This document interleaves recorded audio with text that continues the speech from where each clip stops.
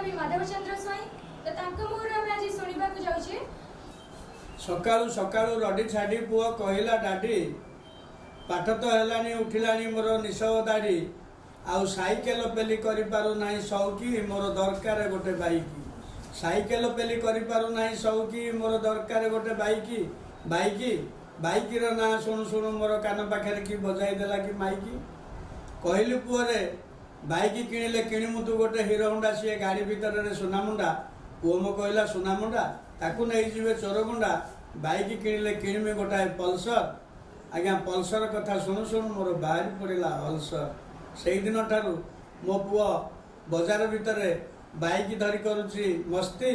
मु मासकु मास गणुची किस्ती तापरे आसला क्रिकेट खेल तापरे आसला क्रिकेट खेल से खेल मो पाई होइला खेल पुओ मो कहला जीव स्टाडियम देखिब सेठारे क्रिकेट खेल क्रिकेट खेल कथा शुणु शुणु देहर मुंडरू बहिला झाल पछपटा है पूरा एमाल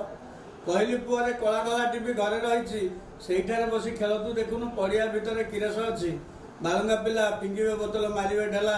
मुंड फाटी गले सब सरला बड़ मेडिकल बड़ झमेला